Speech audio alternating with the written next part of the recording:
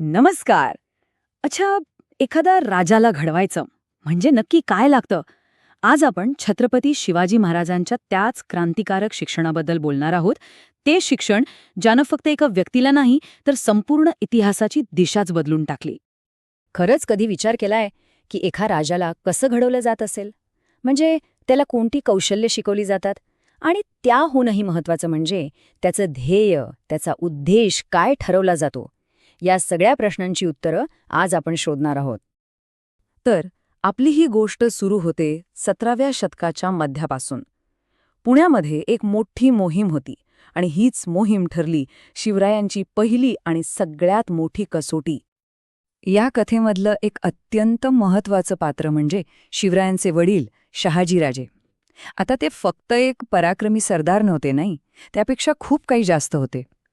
ते स्वतः संस्कृतचे मोठे विद्वान होते आणि एक जबरदस्त दूरदृष्टी असलेले राजकारणी सुद्धा. खरं तर हे असं मिश्रण खूप दुर्मिळ असतं. ही मोहीम नेमकी काय होती हे समजून घ्यायच्या आधी आपल्याला जहागीर म्हणजे काय हे माहिती पाहिजे. तर जहागीर म्हणजे काय, एकदम सोप्या भाषेत सांगायचं तर लष्करी किंवा प्रशासकीय कामाच्या मोबदल्यात राजाकडून मिळालेला जमिनीचा मोठा तुकडा किंवा प्रदेश. आणि हीच होती ती मोहीम. शहाजीराजांनी आपली पुण्याची जहागीर, जी शत्रूंच्या हल्ल्यांमुळे अक्षरशः ओसाड आणि उद्ध्वस्त झाली होती, तिला पुन्हा एकदा नव्याने उभं करण्याची एक प्रचंड मोठी जबाबदारी आपले लहानग्या शिवबावर आणि पत्नी जिजाबाईंवर सोपवली. आणि इथूनच या कथेला एक जबरदस्त निर्णायक वळण मिळतं. कारण या संपूर्ण शिक्षणाच्या खऱ्या शिल्पकार होत्या जिजाबाई. त्यांची दूरदृष्टीही त्या काळाच्या खूपच पुढे होती आणि त्यांनीच एका नव्या भविष्याला आकार दिला. जरा त्या काळाचा विचार करूया.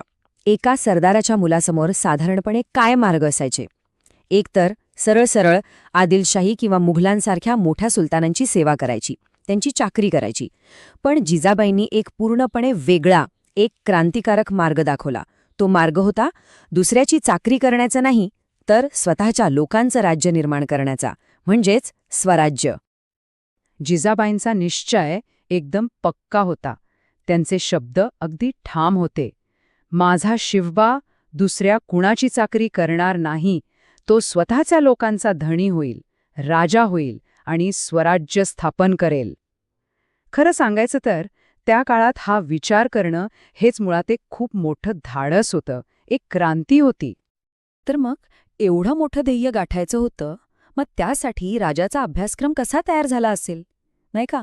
हा काही साधासुधा अभ्यासक्रम नव्हता जो एखाद्या सरदाराच्या मुलाला दिला जातो. नाही, हा अभ्यासक्रम होता एका नवीन राज्याच्या संस्थापकासाठी. आणि त्यासाठी आवश्यक असलेल्या प्रत्येक कौशल्याचा त्यात समावेश होता. हे संपूर्ण शिक्षण आहे ना, ते 3 मुख्य स्तंभांवर उभं होतं.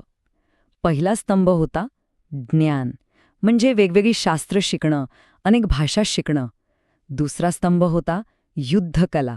यात फक्त लढाई नाही, तर रणनीती कशी आखावी, किल्ले कसे बांधावेत, हे सगळं होतं. आणि तिसरा तितकाच महत्त्वाचा स्तंभ म्हणजे राज्यकारभार. अगदी घोड्या हत्तींची पारख करण्यापासून ते अवघड अनोळखी प्रदेशातून रस्ता कसा काढायचा, इथपर्यंतचं शिक्षण. आणि सगळ्यात महत्त्वाची गोष्ट म्हणजे हे काही फक्त पुस्तकातले ज्ञान नव्हतं. नाही, हे होतं प्रत्यक्ष शिक्षण.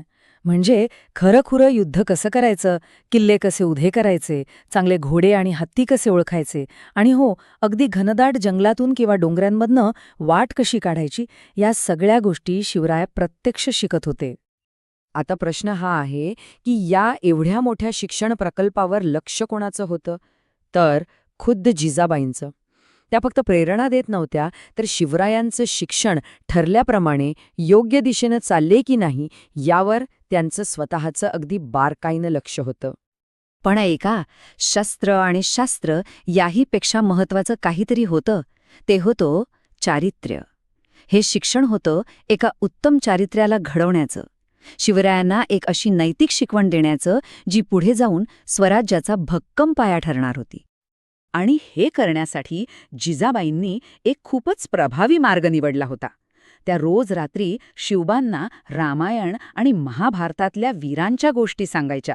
श्रीरामाची गोष्ट, श्रीकृष्णाची गोष्ट, भीमाच्या पराक्रमाची, अर्जुनाच्या शौर्याची. या कथा ते रोज ऐकत. पण एक प्रश्न पडतो, या सगळ्या गोष्टींमागे नेमका कोणता धडा होता? जिजाबाईंना या कथांमधून नक्की काय शिकवायचं होतं? उत्तर अगदी स्पष्ट होतं. तो धडा हा होता की खरा राजा, खरा शासक हा नेहमी अन्यायाविरुद्ध लढतो.